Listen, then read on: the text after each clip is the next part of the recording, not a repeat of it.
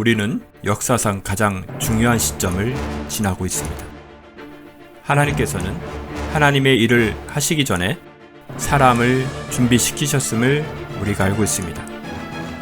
하나님 말씀은 마지막 때에 대추수, 대부흥의 때가 있다고 분명히 예언하고 있습니다.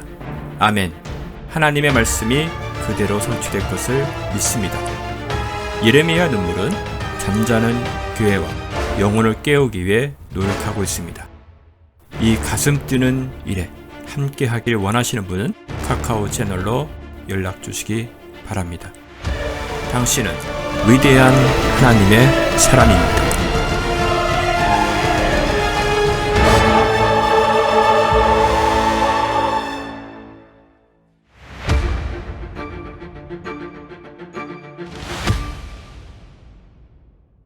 시편 39편 3절에서 6절까지 다 같이 시작.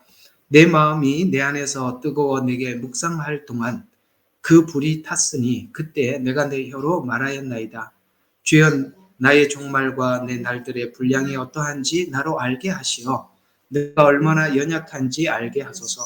보소서, 주께서 내 날들을 손너비만큼 주셨으므로 내 연수가 주 앞에서는 없는 것 같사오니 진실로 가장 좋은 상태에서 있는 모든 사람도 다 헛될 뿐이니다. 셀라. 진실로 사람마다 헛된 그림자같이 걸어다니며 진실로 그들이 헛되이 분주하니 재물을 쌓으나 누가 그것을 가질지 알지 못하나이다. 아멘. 이제 금방 읽었던 이 내용들은 우리가 삶을 살면서 어려운 시간을 보내고 우리의 죽음의 날들을 생각하고 내가 쌓은 재물들을 한번 돌이켜 생각해 보게 하는 것입니다. 우리가 깜빡깜빡 잊어버리는 게 이런 것들이 있죠. 내가 죽음의 날이 있다라는 것을 우리가 잊고 살죠. 하나님께서 그걸 잊고 살게 하셨습니다. 만약에 죽음의 날들을 매일매일 생각하고 산다면 이 땅에 살 수 있는 사람이 아무도 없을 것입니다. 하나님께서 우리 모든 인생에게 감추어 주신 두 가지가 있어요. 하나는 뭐냐면 재림의 날. 그렇습니다. 재림의 날이 언제 오실지 아버지만 아시느니라 이렇게 말씀을 하셔서 누구도 그 재림의 날을 예측하거나 이렇게 거짓말로 사람들의 마음을 동요하지 못하게 하셨죠. 만약에 이 재림의 날을 우리가 알고 인생을 산다면 그건 참 비극입니다. 그래서 맨날 며칠 주님이 오신다라고 하면 인류가 이렇게 발전하지도 않았을 것이고 법치를 지키려고 하지도 않았을 것입니다. 모르기 때문에 우리가 사는 거죠. 두 번째, 우리 인생의 죽음의 날이죠. 그것 또한 하나님이 감추신 것입니다. 대략적으로 보면 우리가 각자가 죽음의 날들을 하나님께서 개개인에게 감지하도록 주시긴 했습니다. 왜냐하면 성경을 보면 베드로도 내가 장막을 벗을 때가 멀지 않았다라는 이런 표현을 쓰는 걸 보면 하나님께서 자신을 데리고 갈 날이 얼마 남지 않았다는 것을 베드로는 감지했다는 얘기가 되지요. 바울 역시 그런 이야기들을 한 적이 있습니다. 여러분 아시다시피 베드로도 순교를 당했고 바울도 순교를 당했습니다. 보통 일반적으로 자연사 하는 사람들은 내가 이제 하나님 갈 때가 됐구나라는 것을 자기 건강이나 모든 정황을 미루어서 예측을 할 수는 있지만 순교를 당하게 되는 사람들은 그 날들이 건강과 관련 없이 오기 때문에 예측하기가 어렵습니다. 그럼에도 불구하고 바울이나 베드로는 자기의 죽음의 날들을 하나님께서 가까이 주고 있음을 느꼈다는 것은 아마도 이것은 모두 각자에게 그런 감각 정도는 하나님이 주시지 않았나라는 생각을 한번 해봅니다. 성경에 그렇게 나와 있기 때문에 예측할 수 있는 이야기죠. 그래서 우리가 살면서 잊기 쉬운 게 뭐냐면 내가 죽음의 날들이 내 앞에 있다는 것. 그걸 우리가 깜빡깜빡 잊어버리고 살기도 합니다. 두 번째 잊어버리는 게 무엇이냐면 지금 내가 모아둔 내 모든 소유가 내 것이라고 생각하게 하는 것이죠. 오늘 여기 시편 39편에서는 이 엄청난 고난을 겪고 난 이후에 다윗이 두 가지를 생각하게 되었다라고 이야기를 합니다. 하나는 내 죽음의 날들이 내 인생이 손바닥 너비만큼 주셨다라는 바로 죽음에 관한 생각을 하게 해주셨다라는 말이 되기도 하고요. 또 하나는 여기 이런 말씀이 있죠. 6절에 보니까 재물을 쌓으나 누가 그것을 가질지 알지 못한다. 이 말입니다. 정말 나이가 70이 넘고 80줄이 넘어가면 뭐 사람이 아무리 장수해봐야 거기서 10년, 20년 더 이상 살기 어렵겠죠. 그럼에도 불구하고 끊임없이 이 재물을 욕심을 내서 끌고 모으는 사람들을 보면 저는 이해가 잘 안 갑니다. 오늘 여기 모아두어도 누가 그것을 가질지 알지 못하는 것입니다. 모은 건 내가 모으죠. 그러나 누가 가지고 갈지는 아무도 알 수 없는 것이죠. 이해가 가세요? 그래서 우리가 이런데 인생의 모든 것을 허비한다면 이건 참 비극이 아닐 수가 없는데, 성경은 다행히 우리에게 재물의 성격이 무엇인지, 그다음에 죽음과 부활이 무엇인지를 우리에게 알려주셨던 바람에 우리는 평안히 인생을 살게 하나님께서 만드셨죠. 바로 성경을 알고 하나님을 아는 사람들이 가진 하나님께서 주신 축복이 아닌가 생각을 해봅니다. 오늘은 계속해서 39편 3절부터 다윗이 겪었던 이 고난과 함께 우리에게 하나님께서 고난을 주시는 이유가 무엇인지를 39편 안에 있는 내용 안에서 우리 함께 나누어 보도록 합시다. 3절을 한번 보시죠. 내 마음이 내 안에서 뜨거워 내가 묵상할 동안 그 불이 탔으니 그때 내가 내 혀로 말하였나이다. 자, 이게 지금 입을 열었다라는 이야기거든요. 이게 말하기 시작했다라는 말인데 왜 이 말을 썼을까요? 2절에 이런 말씀은 내가 침묵하여 벙어리가 되었으며 심지어 선한 것조차도 잠잠했다. 나의 슬픔이 일어났다. 이렇게 말하고 있습니다. 지금까지 옳은 말도 참았다. 이런 얘기가 되는 거거든요. 옳은 말을 참았다. 이거 조금 정리를 할 필요가 있죠. 여러분, 옳은 말은 해줘야 되는 거 아닌가요? 그런데 다윗은 옳은 말을 참았대요. 이게 무슨 뜻일까요? 왜 옳은 말을 참아야 하죠? 여러분, 이게 참 무서운 이야기인데요. 기독교인들이 가지고 있는 약점이 뭐냐면 진리에 대해서 알고 있다는 것이 우리에게 강점이면서도 약점이 될 수 있습니다. 어떤 부분에서 강점이냐? 우리가 삶을 정확히 하나님 안에서 설계할 수 있다는 강점은 있어요. 그러나 약점이 뭐냐면 틀린 사람들을 즉시 가르쳐 주려고 하는 것입니다. 그래서 기독교인들 사람들 만나면 자꾸 슬슬 도망을 가려고 합니다. 왜요? 만나면 옳은 이야기만 하거든요. 옳은 이야기만 하는데 우리가 왜 옳은 이야기를 해주려고 하느냐면 옳은 것을 알고 있기 때문입니다. 그러나 여러분 이걸 아셔야 돼요. 아직도 돼지에게는 진주 맞죠? 돼지는 아직 진주의 가치를 모릅니다. 그러니까 아무리 옳은 이야기를 하더라도 그게 진주인 줄 모르는 돼지에게는 소기의 경일기죠. 그렇죠? 개에게도 아무리 좋은 음식이 소용이 없는 것은 토한 것을 다시 먹기 때문이죠. 우리가 옳은 말을 하면 사람들이 옳은 말을 이해하고 받아들일 거라고 생각하지 마시라는 것이죠. 아무리 옳은 이야기도 옳은 말을 들을 만한 때가 있는 것인데 그 때를 우리가 구분하지 못하고 옳은 말을 딱 해주면 상대방이 알아듣겠지라고 생각을 해서 말을 하지만 그것은 전부 다 의미 없이 돌아오게 되는 것일 뿐입니다. 그래서 하나님께서 그런 말을 해야 할 때가 있는 것이거든요. 그래서 3절에 보니까 선한 것조차도 잠잠하였나니 이렇게 말씀하고 있는 것입니다. 우리가 알기 때문에, 본론을 알기 때문에 빨리 지적해 주려고 하는 이 성급함, 이것 또한 우리가 교만이라는 것을 아셔야 되고 상대방을 배려하지 못한 언어라는 것을 아셔야 하는 것입니다. 하나님께서 이 다윗에게 이 고난을 통해서 침묵 훈련을 시키셨어요. 아마도 여러분들 지금 우리 이 말씀을 듣는 많은 분들은 이 침묵 훈련 하느라고 고생 많으실 줄로 압니다. 할 말도 참고 계시는 줄 알고 있어요. 하고 있는 거 맞지요? 하고 있는 걸로 제가 알고 있는데 제가 알고 있는 것과 다르게 할 말 다 하고 사시지 마세요. 알고 있어요. 그렇게 알고 있습니다.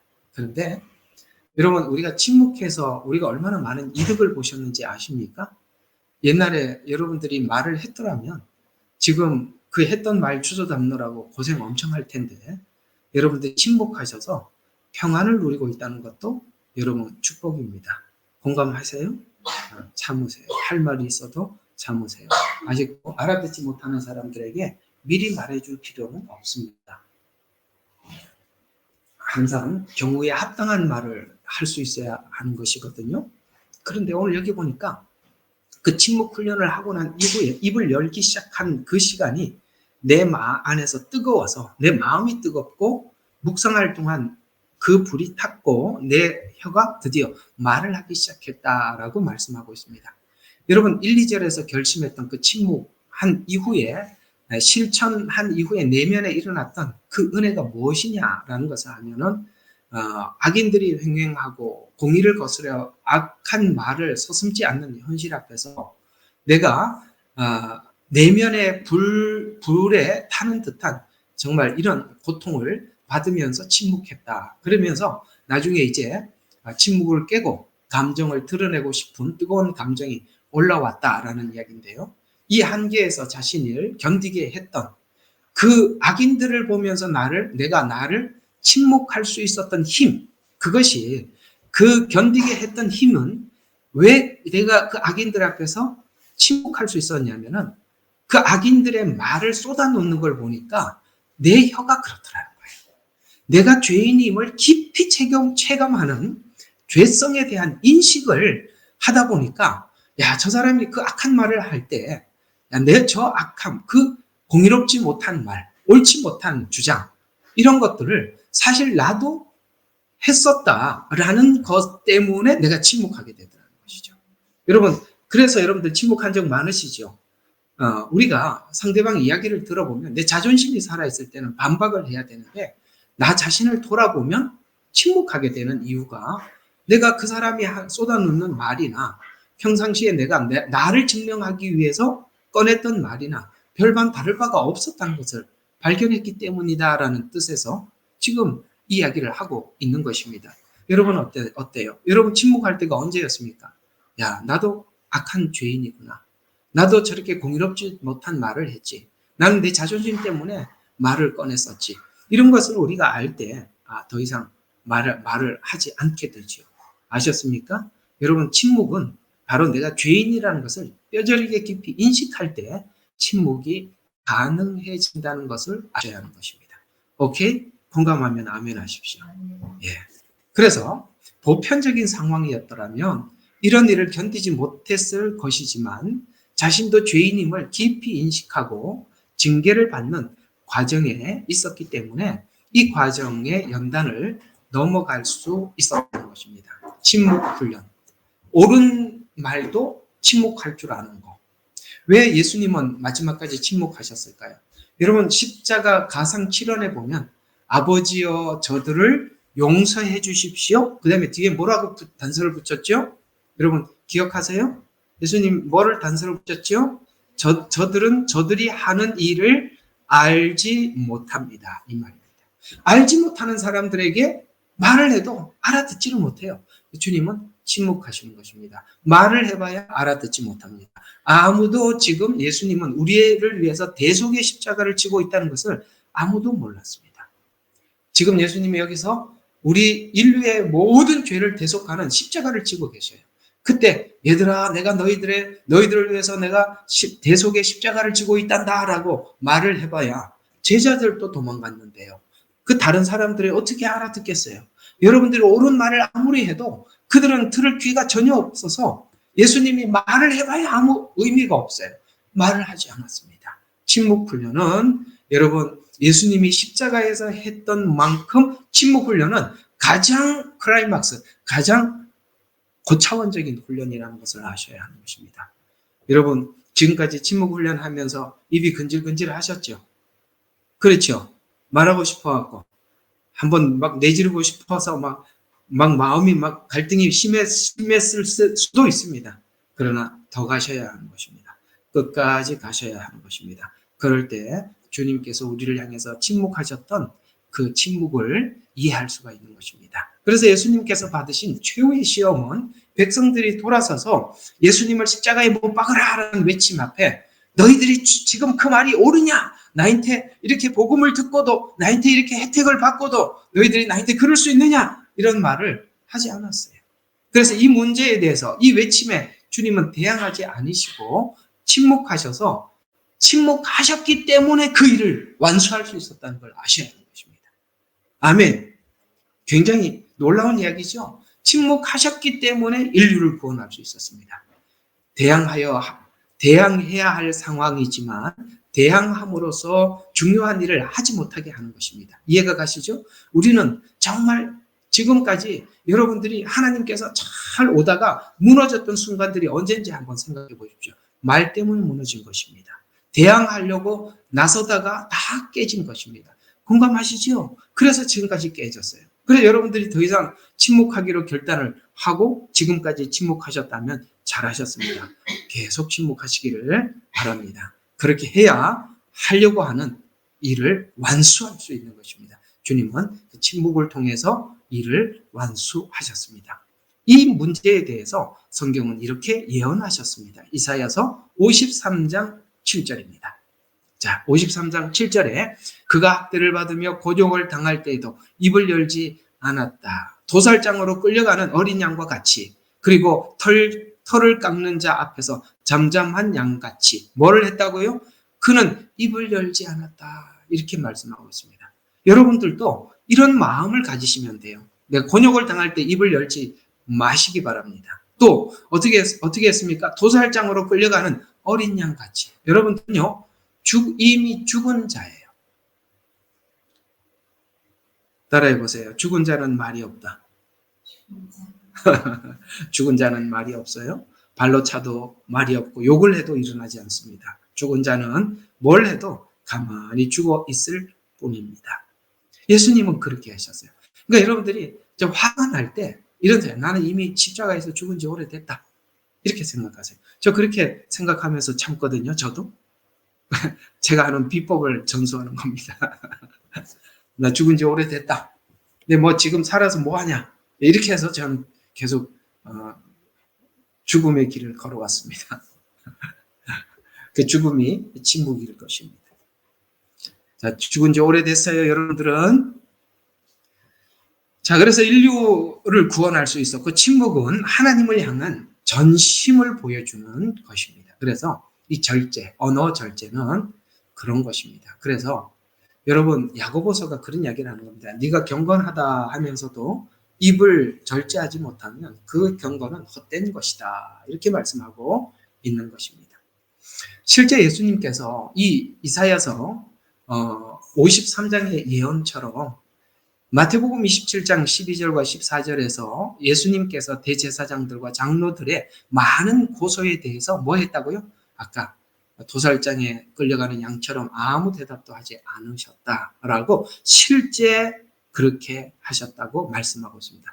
이 두 가지를 가지고 히브리서에서는 이 성도들에게 이렇게 권면을 했어요. 히브리서 12장 3절, 너희가 마음이 지쳐 낙심치 않기 위하여 자기들에게 저질러진 죄인들의 그와 같은 행동을 견뎌내신 그를 생각하라. 아멘. 예. 주님을 생각해 보라는 거예요.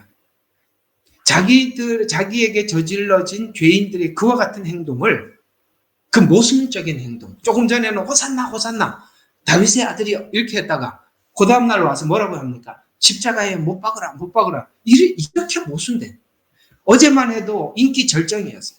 모든 사람들이 예수님을 따라왔고 예수님을 좋아했어요. 그랬던 사람들이 빌라도 뜰 앞에 서서 전부 다 마음이 돌아서서 바나바는 살리고 예수를 십자가에 못 박으라고 외쳤을 때 여러분 한번 이 배신감을 생각해 보세요. 근데 주님은 뭐라고 말씀하셨어요? 자기에게 저질러진 죄인들의 그와 같은 행동을 견뎌내신 그를 깊이 생각하라. 이렇게 말씀하고 있는 것입니다. 그래서 두 가지로 인해서 우리가 침묵할 수 있답니다. 하나는 내가 죄인이라는 사실을 아는 것으로 침묵할 수 있고, 주님께서 나를 위해서 잠잠하셔서 나를 구원하셨다는 사실을 알아서 침묵할 수 있는 것입니다. 그래서 여러분들이 구원해야 될 대상자가 있다면 여러분들 그 앞에서 침묵할 줄 알 때 그 구원의 날이 앞당겨지게 될 것입니다. 그래서 성도들이 오랜 시간 기도하고 마음의 소원을 가지고 하나님 앞에 구하였다 할지라도 결정적인 시험, 바로 내 자존심을 긁고 내 마음을 힘들게 했을 때 우리가 내뱉는 말 때문에 그 소원을 이루지 못했던 것입니다. 여러분들 그 일을 성취하시려면 침묵할 수 있어야 한다는 것. 오늘 이 3절이 우리에게 전해준 지혜입니다. 그 다음 절 4절을 한번 보십시다. 이 고난을 통해서 침묵을 배웠고 그 다음에는 죽음을 배우게 되었다. 자, 우리 4절을 한번 다 같이 시작. 주여 나의 종말과 내 날들의 분량이 어떠한지 나로 알게 하시어 내가 얼마나 연약한지 알게 하소서. 내 날들의 분량. 이게 뭐죠? 앞으로 살 날. 살 날이 5절에는 손너비만큼 주셨다. 이렇게 말씀하고 있거든요.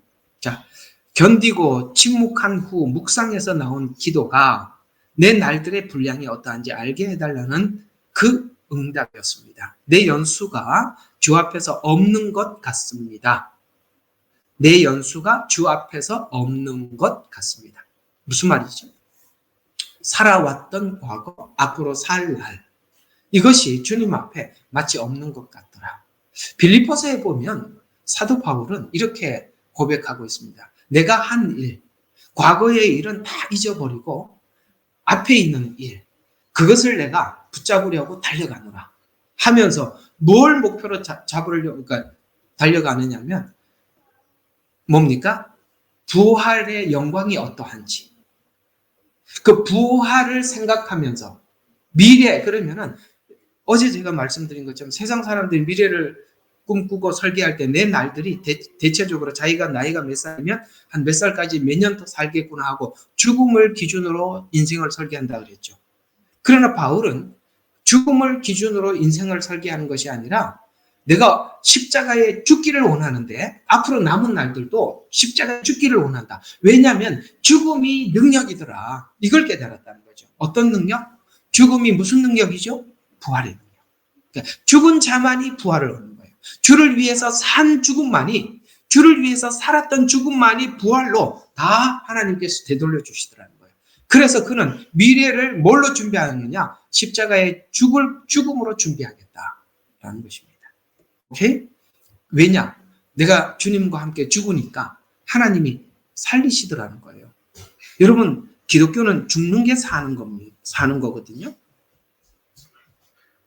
맞죠? 기독교는 뭐가 사는 거라고요? 죽는 게 사는 거라고요. 예. 그래서 바울은 죽기를 하나님 앞에 구하였고 그 죽음이 부활로 이어진다는 걸 알고 죽음의 본을 깨닫고 죽음의 본을 따라가기를 원한다. 남은 생애를. 이렇게 말씀하고 있습니다. 그래서 이제 뒤의 것은 과거는 잊어버리겠다. 이렇게 말씀하고 있습니다. 여러분들이 과거에 주를 위해서 어떻게 살았던지, 무엇을 위해서 살았던지, 이제는 옛날에 했던 것으로 만족하지 마시고, 그 과거에 했던 일들은 다 잊으셔야 해요. 하나님 앞에 올라가 있는 것 중입니다. 아시겠죠? 근데 잊어버리고, 앞에 것을 잡으러 가는데, 앞에 것, 뭐예요? 십자가의 죽음. 그걸 잡으러 간다. 왜?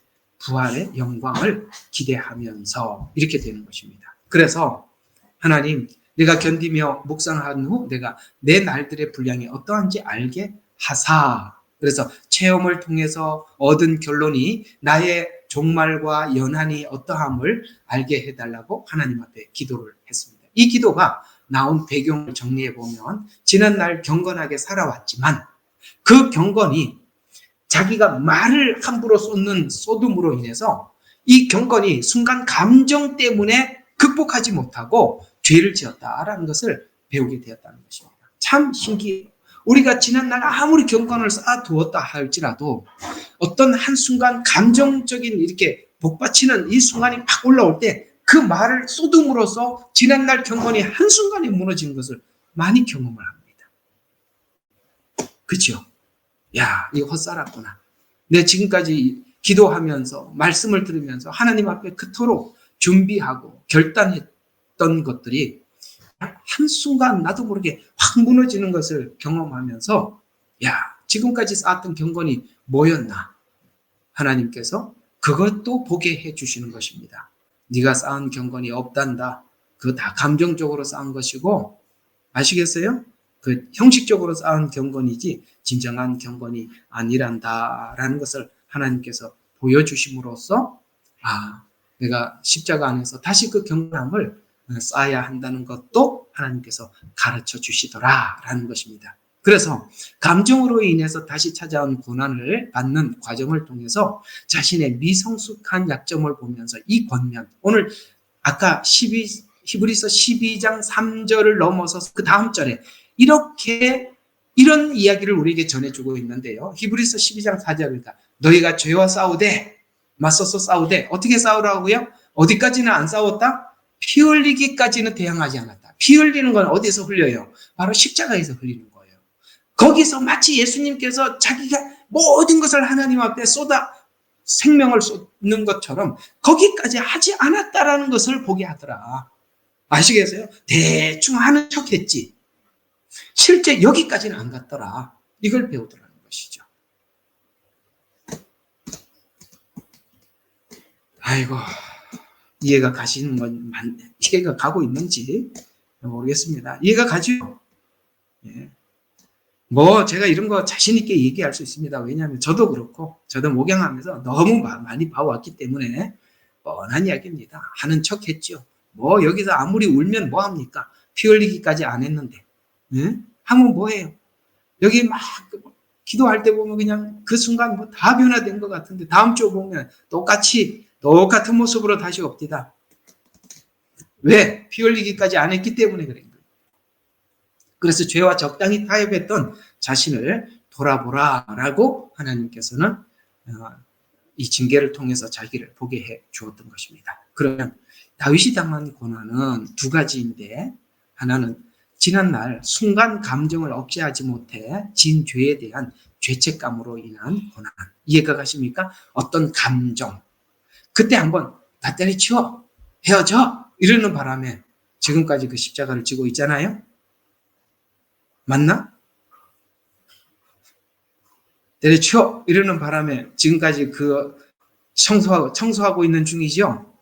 순간 감정을 억제하지 못해서 그 짐을 너무나도 긴 시간 지고 있더라. 이걸 보게 되었고, 두 번째, 죄로 인해서 당연히 받아야 할 형벌을 받는 과정 속에서 질병으로 인한 고난인데 이 고난이 지난날 자신이 경건하게 살아왔던 것이 얼마나 자랑할 만한 것이 아닌지 깨닫고 있는 중이다. 이런 말입니다. 그래서 지난날 가지고 있던 경건이 종교적인 경건이지 내 내면의 경건도 아니고 지난날 가졌던 경건은 자랑하기 위한 경건이었지 진정한 경건이 아니었습니다. 라는 것을 다윗은 보게 되었다고 우리에게 소개해 주고 있습니다.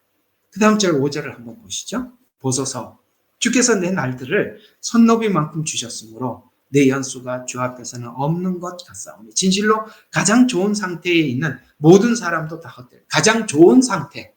그러니까 사람들마다 가장 좋은 상태에 와 있는 사람들도 있고요. 어떤 사람들은 저 밑에서 헤매는 사람들도 있고 그 사이에서 사람들이 다들 나름대로 있겠죠. 어떤 사람은 경건이 이렇게 어떤 수준에 와 있는 사람들도 있고 그렇죠? 저 아래에 있는 사람들도 있고. 자, 한번 봅시다. 나는 여러분들에게 이렇게 설교를 하면서 너무 재미있어요. 왜냐하면 이 설교 내용 속에 반전이 많이 있거든요. 반전을 많이 준비해갖고 여러분들에게 하는데 여러분들의 신앙적인 목표가 경건입니까? 자, 그러면 한번 물어봅시다. 예, 경건이라고 대답을 했다고 합시다. 그럼 경건이 뭘 만들어냅니까?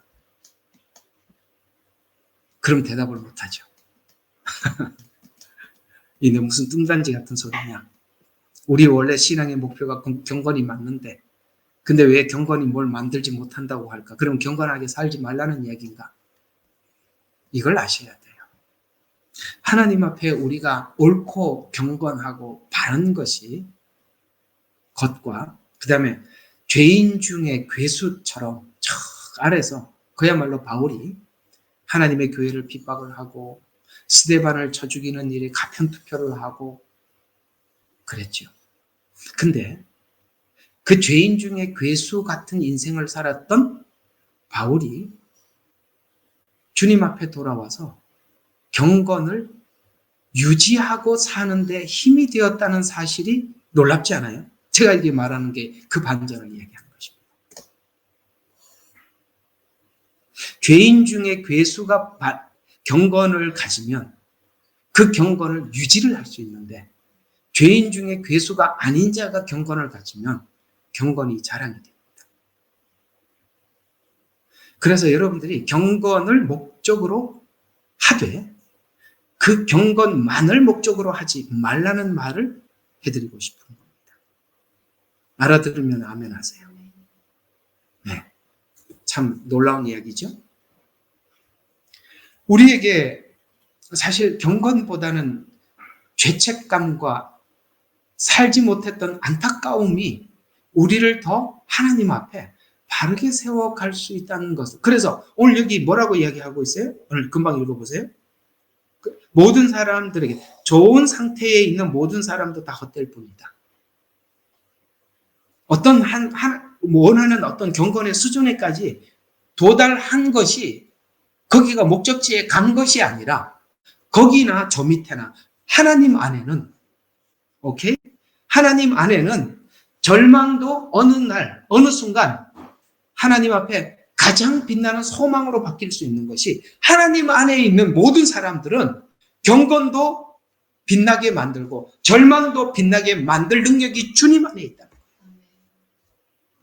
그러니 우리가 하나님 앞에 절망하지 않는 이유는 어떤 형편에 있든지 하나님은 하실 수 있다는 이 믿음 안에서 우리는 양보하지 않는 것입니다.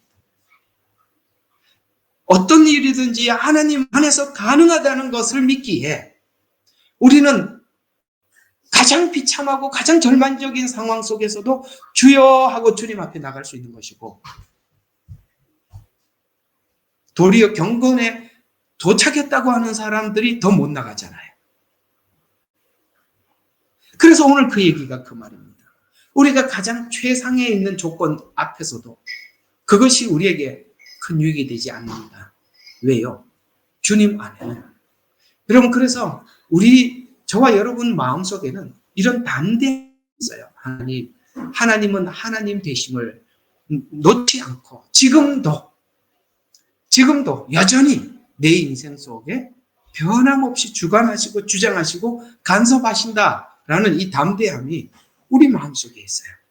그래서 하나님 앞에 어떤 상황 속에 있다 할지라도 하나님 앞에 그 당당하게 나갈 수 있습니다. 왜 그게 가능할까요?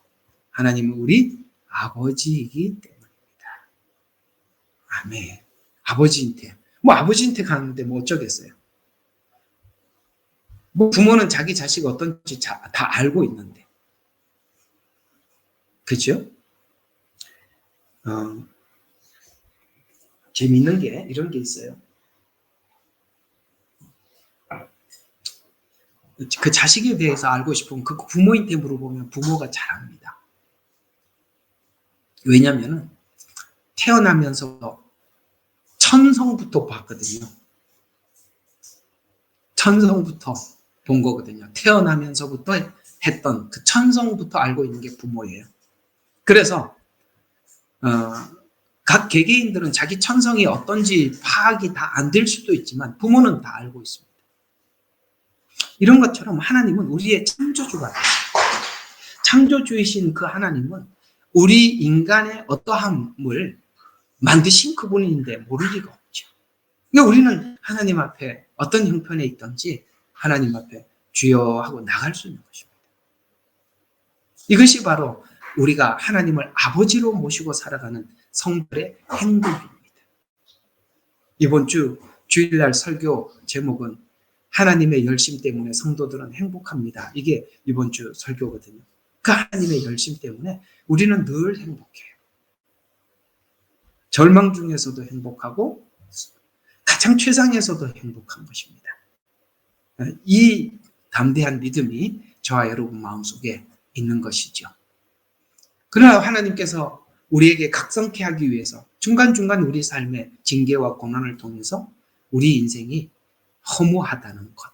그 다음에 남은 인생이 손너비만큼, 손너비면 언젠가는 이 손너비만큼 시작했으면 요 손너비가 여기서부터 이스라엘 백성들이 손너비라고 이야기할 때는 요 지점에서 요 지점까지를 이야기하는 거예요. 요렇게 요 지점에서 요 지점을 말하는 게 아니라 여기서 여기까지 떡상 성막에 보면 떡상이 있는데 떡상의 높이가 이 손 너비만큼 요만큼 있어요. 지금 제 요 강대상 높이가 딱 손 너비입니다. 아시겠어요? 그래서 이 손 너비만큼이 이 길이가 있다면 언젠간 소진되겠죠. 여기까지 가겠죠. 우리는 죽음을 향해서 간다는 사실을 다윗은 깨달았다. 여러분, 이것을 구체적으로 깨닫는 것은 너무 중요한 것입니다. 왜냐하면 인생의 허무와 유한을 알고는 있지만 구체적으로 다가오지 않으면 이것이 막연하거나 추상적이 됩니다. 질병으로 인해서 고통을 받으면 인생의 시간이, 죽음이 내 앞에 있다는 것을 피부로 다가옵니다. 물론 우리가 작은 질병 말고요. 깊은 질병 속에 우리가 접어들게 되면 인생이 실제 시간이 어떠한지 피부로 와닿게 되고 그 죽음을 마음속에 두고 살아가는 사람들의 삶의 각오는 죽음을 잊어버리고 사는 사람들과 다르다는 걸 아셔야 하는 것입니다. 우리가 아까 초반에 말씀드린 것처럼 하나님께서는 인생에게 감춘 두 가지 재림의 날, 각 개개인의 죽음의 날, 이걸 감추어 주셔서 오늘 열심히 살게 하는 것입니다. 그러나 오늘에 너무 깊이 빠지다 보면 우리는 남은 인생을 생각하지 못하기 때문에 하나님은 이런 질병이나 우리의 생각지 못한 고난을 통해서 우리의 남은 생애를 돌아보게 하시더라라는 것입니다. 이 이해가 성도에게 중요한 이유는 허무할 때나 성공할 때에도 실패했을 때도 이 사실을 잃지 않는다면 우리는 매사에 성실한 삶을 살아가는 일이 가능하기 때문에 그렇습니다. 자, 이제 6절을 한번 보시죠. 그러게 5절에 보면 이 셀라로 이게 5절까지 어떤 한 내용을 단락을 마쳤어요. 여러분 성경 이 특별히 시편을 보다 보면 끝에 보면은 셀라하고 다음 내용으로 넘어가죠. 이게 한 단락, 어떤 한 내용을 설명한 것, 주장한 것을 여기서 이렇게 딱 끊어버렸다. 이런 이야기가 되는 거죠. 근데 6절은 좀 다른 성향, 다른 성격으로 몰고 가고 있죠. 5절까지는 그런 이야기라면 6절은 이런 이야기입니다. 헛된 것을 구체적으로 인식하기 시작했다는 것입니다. 무엇이 헛된지. 내가 이제 전에도 한번 이런 예화를 들어본 적이 있습니다만, 가정이 집에 그러니까 이 집이 불이 붙었거나 혹은 홍수가 나서 물이 밀려 들어오면 가장 중요하게 여겼던 것이 무엇인지 이렇게 생각하게 됩니다. 만약에 여러분들이 지금 불이 붙었어요, 집에. 근데 더 이상 이 불을 끌 수가 없는 상황이라고 봅시다. 그러면 여러분들은 뛰어나가면서 가장 중요한 뭔가를 이렇게 손에 잡히는 대로 들고 나가야 한다라고 했을 때, 여러분 어떤 걸 찾아서 붙잡고 뛰어나가시겠습니까? 지금 생각할 시간을 최소한 3초는 드리겠습니다. 뭘 붙잡고 가시겠습니까? 그런 생각 해보셨어요? 우리가 평상시에 살 때는 다 중요해 보여요. 그래서 이것도 버리지 못하고 저것도 못 버려요. 그런데 막상 뛰어나가야 하는 상황이라면 시간이 한 2분 정도밖에 없다. 그러면은 뭐가 중요한지 평상시에 생각을 안 해둔 사람은 당황하죠.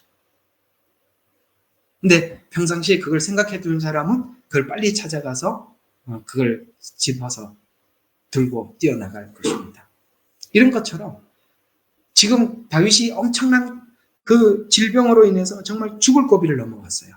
그때 무슨 생각을 하게 되느냐면, 이제 정말 뭐가 중요한지, 뭐가 헛된 건지, 뭐가 가치 있는지 그걸 인식하기 시작했다는 거예요. 그 인식 중에 가장 먼저 인식하게 된 것이 바로 이 물질의 소유자가 누구인가를 발견했더라는 거예요.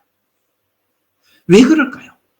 하나님과 재물은 겸하여 섬길 수가 없다고 했어요. 이 말의 뜻은 이런 의미를 내포하고 있습니다. 하나님 자리에 올라갈 수 있는 게 재물이다. 이런 말이거든요. 하나님과 동등한 위치에 올라갈 수 있는 것이 물질이다. 이렇게 말씀하고 있습니다. 여러분, 하나님을 사랑한다고 하면서 여전히 물질을 놓지 않고 있다면 여러분, 물질을 사랑하는 것이지 하나님은 물질을 우리에게 주게 하기 위한 우상에 불과한 것입니다. 그게 우상숭배예요. 둘 중에 하나는 놔야 한다는 사실을 알면서도 두 개를 다 붙잡으려고 하거든요. 그럴 수는 없다라고 성경은 말하고 있고 우리는 둘 다 붙잡을 수 있다라고 주장하기 때문에 그런 것입니다. 엄청난 고난을 통해서 다윗이 했던 것은 이 물질의 소유가 누구인가? 여러분, 이 다윗이 지금 물질의 소유가 누구인가라는 이 고민에 빠진 것은 우리들의 고민과 차원이 다른 고민이에요. 우리들의 고민과 무엇이 다르냐면 다윗은 그 당시에 왕이었습니다. 그리고 그 나라에 있는 모든 재산이 자신의 것이고 권력도 자기 것이었습니다. 여러분, 이런 사람들은 놓을 수 없어요. 여러분, 부자가 그 물질을 놓는다는 것이 얼마나 어려운지 아시죠? 가난한 사람들은 쉽게 놓을 수 있어요. 왜야? 어차피 없이 살아왔기 때문에 있나 없나 똑같아요. 어제 없었고 오늘 없다는 게 별인데요. 부자들은요, 그게 힘들어요. 그래서 성경이 말하는 거예요. 부자가 천국에 들어가는 것이 낙타가 바늘기문에 들어가는 것보다 힘들다는 말을 그래서 하는 것입니다. 여러분들 많이 소유를 하고 나면 갖기 힘들어요.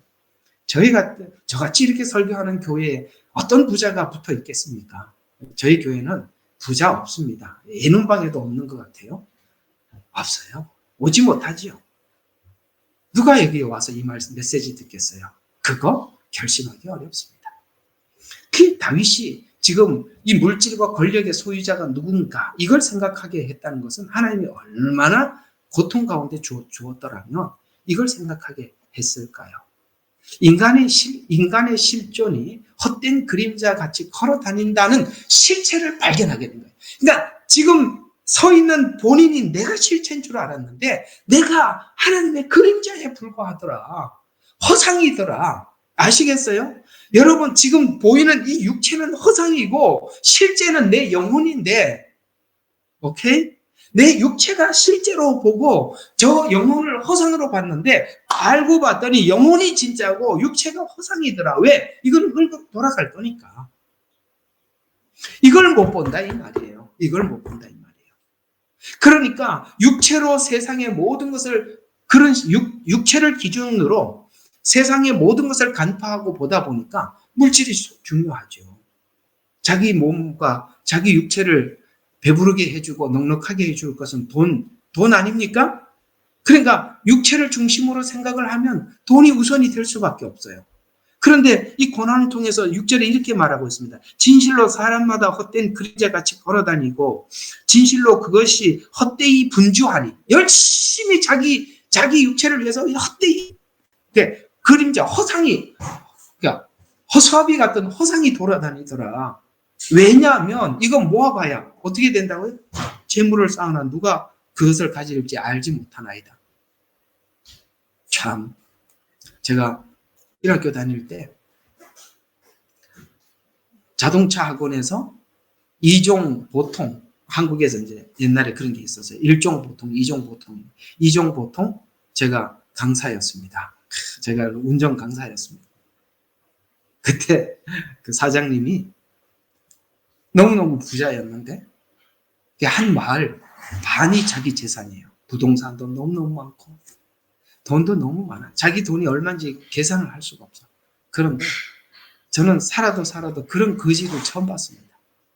단벌 신사예요. 봄, 여름, 가을, 겨울이 옷이 많아봐야 두세 벌이에요. 어떻게 매일 입던 일 옷 입고 다니고 세상에 방해요.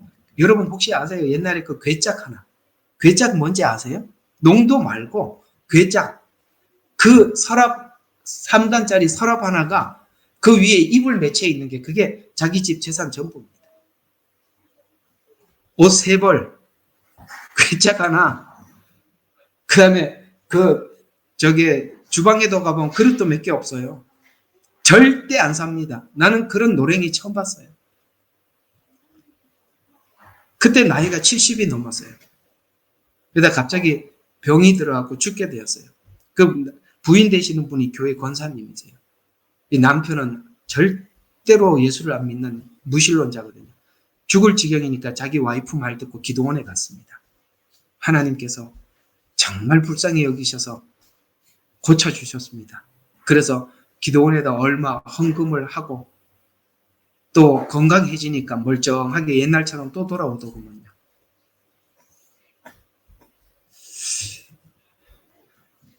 많이 모아두었는데 누가 썼을까요? 알 수 없죠. 자기 자식들이 했겠죠. 자기 자식들은 전부 다 논팽입니다. 아무도 일하지 않아요. 아버지 돈 하루에 몇백만 원씩 술집에 다 꼬로박고 오는데 아버지는 돈 한 푼 쓰지 못하고 손 팔팔 떨고 있고 자식들이 술집에 다 갖다 주는 거예요. 이게 뭐 하는 짓이에요? 오늘 이야기 한번 보세요. 6절을 한번 다시 보세요. 재물을 쌓으나 누가 그것을 가질지 알지 못하나이다. 그렇죠. 이 이야기가 실제적으로 어떤 이야기냐면 이런 이야기가 되는 것입니다. 부와 명예를 쌓아 올리지만 자신이 거두는 것을 보지 못한다는 말인데요. 다윗이 한번 생각해 봐요. 다윗이 세운 이 견고한 이 이스라엘 왕국을 세웠고 그 다음에 다윗의 왕가가 세웠을 때 이 왕국은 가장 힘이 있었고 견고했었습니다. 그래서 이 정치적으로도 안정된 그리고 많은 부를 축적해 두었더니 여러분 솔로몬 시대에 두었던 부가 그 부로 인해서 다윗 왕국이 나누어졌다는 거예요. 놀랍지 않아요? 해놓으면 뭐합니까? 누가 가질지 알 수 없듯이 그 모아두었더니 솔로몬이 그걸 가지고 왕국이 둘로 나누어지고 나중에는 이 다윗 왕국이 이렇게 견고한 이 왕국이 후대에서 이 견고함을 유지할 줄 알았더니 어떻게 됐어요? 후손들은 북왕국은 아수르로 남왕국은 바벨론으로 포로로 잡혀가고 말았어요. 이런 만들어 놓으면 뭐하냐 이 말이에요. 나누어지고 갈라지고 파괴되고 그걸 가지고 사람들이 선하게 쓰지 않더라는 거예요. 그래서 제가 내리는 결론은 여러분 각자가 하나님 주신 대로 누리고 살다가 자식들인데 뭘 주려고 하지 말고 자식들도 하나님 만나려면 고생 때나 해야 주님을 만나는 거예요. 왜 고생하지 않도록 물질을 다 남겨둡니까? 뭘 위해서? 각자가 하나님께서 고난을 통해서 주님을 만나는 거예요. 부모가 넉넉한 재산을 주면 애들이 바르게 쓸 것 같습니까? 어쩔 수 없어요. 인간은 하나님 앞에 겪어야 될 걸 다 겪으면서 살아야 하는 것입니다. 방법이 없다니까요. 그걸 부모가 대신해서 막지 말라는 거예요. 내버려 두라는 거예요. 저도 제 자식들이 옆에 있습니다. 우리 딸도 있고 아들도 있는데 고생하는 거 보면 마음 안타깝죠. 늘 마음이 안타깝습니다. 새벽에 출근하는 거 보면 참 불쌍해요. 그래도 그렇게 살면서 인생을 돌아보고 생각하고 하나님을 찾는 겁니다. 넉넉하게 살다가 하나님 모르고 짐승처럼 살다가 하나님 앞에 심판받고 지옥 가면 무슨 소용이 있겠어요. 하나님께서 고난은 사람마다 다루기 위해서 주신 거예요. 그걸 우리가 억지로 막아놓으면 애들이 하나님을 만나지 못해요. 내버려 두세요. 안타까워도 그냥 두세요. 그렇게 살다가 주님을 만나야 되는 것이에요. 다윗이 부와 명예를 쌓아올리고 견고한 나라를 세웠지만 솔로몬 시대 때 나누어지고 그 후대는 포로 생활로 갔습니다. 그걸 겪으면서 돌아와서 하나님 만나는 거예요. 다윗이 만들어 두었던 왕국이 그들에게 무슨 소용이 있었습니까? 아무 의미가 없었다는 거예요. 맞지요? 여러분 그걸 아셔야 돼요. 뭘 남겨두려고 하지 마시고 하나님께서 여러분 각자에게 주신 것을 누리고 사시고 아시겠어요? 그걸 가지고 하나님 영광 위해서 쓰다가 가세요. 그래서 다윗이 골리앗을 물리치고 사울 왕권을 다윗의 왕권으로 견고한 나라를 세웠지만 후손은 그 가치를 모르고 이스라엘의 멸망의 길로 갔던 것을 우리는 성경의 역사 속에서 눈으로 확인하고 알고 있습니다. 그래서 이제 다윗이 이렇게 하나님 앞에 고백하는 것으로 7절까지만 하도록 하겠습니다. 이렇게 고백하더라. 자, 어떻게 고백했는지 한번 봅시다. 우리 7절 같이 시작. 주여, 이제 내가 무엇을 기다리겠나이까? 나의 소망은 주께 있나이다. 아멘. 바로 이 자리 아닙니까? 맞지요? 하나님, 내가 무엇을 기다리겠습니까? 주님은 나의 주님이시고 주님만이 나를 맞아주십니다. 라는 고백이죠. 오늘 여기 이 3절과 6절에 있는 말씀을 따라서 인생의 허무함을 인식한 결과 7절과 13절에까지는 이 허무함이 뭘 얻게 만들었는데요. 이 허무한 인생에서 빠져나오도록 죄를 인한 징계를 받게 하심에 감사했습니다. 아멘. 그렇습니다. 이 징계 때문에 하나님, 이 다윗은 자기가 지금 어디에 와 있는지, 무엇을 위해서 살아야 하는지를 보게 되었다. 이런 이야기가 되는 것이잖아요. 그래서 이 허무한 인생에서 빠져나오도록 죄로 인한 징계를 받게 하심에 감사하면서 이제 삶은 오직 하나님께 있음을 알게 하여 주심에 감사하는 방향이 바뀌었어요. 이와 같이 징계는 아들이면 하나님의 자녀면 다 받는 것이고 아버지가 다른 길로 가는 자녀를 징계하는 것은 당연한 것입니다. 이 은혜는 염세주의적인 것이 아니라 만일 복음을 모른다면 이 상황에서 헛되다. 이게 뭐야? 내가 모아두은 거, 내 인생에 이렇게 질병이 오고 죽을 상황이 되면 내가 모은 게 뭐야? 라고 이렇게 염세주의로 빠지지 않고 우리는 복음을 가졌으니까 하나님께서는 복음을 가진 우리들은 염세주의로 빠지는 것이 아니라 주여 내 소망이 주께 있습니다 라고 주께로 돌아가더랍니다. 이게 바로 복음을 가진 자가 이 절망 중에서 얻는 축복이라면 복음이 없으면 염세주의자가 돼서 머리 깎고 절로 가야지요. 갑자기 절 이야기가 왜 나오냐고요? 염세주의자가 되면 허무해서 못 살아.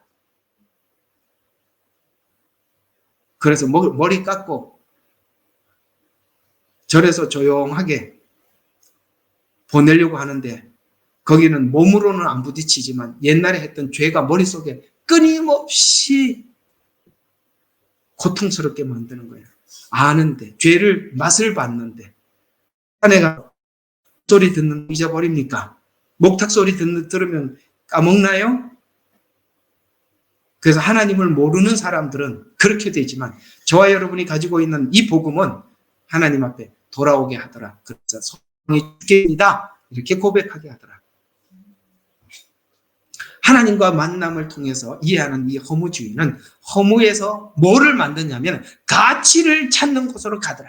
아멘. 이야, 이 복음의 값입니다. 복음의 빛남이에요. 복음의 값어치라 이 말입니다. 사람이 살다 보면 사람으로부터 공격을 받고 허무한 일들을 누구나 만나요. 누구나 만나요.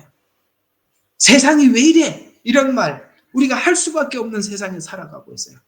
그래서 사람들이 독해져 가는 거예요. 사람을 믿지 않게 되는 거예요. 그러나 하나님은 그걸 조절하게 만드신 거예요. 여전히 그 가운데서도 그것을 사람을 미워하는 대로 밀어내는 것이 아니라 내가 하나님을 붙잡은 자가 되어서 하나님이 여전히 내가 싫어했던 그들을 향해서 사랑하고 계신다. 그 영혼을 하나님께서 불쌍히 여기고 계신다라는 하나님의 마음을 붙잡고 나에게 상처 준 자에게 찾아가서 용서를 구하고 끌어안는 힘, 그것이 바로 복음의 힘이라 이 말이에요.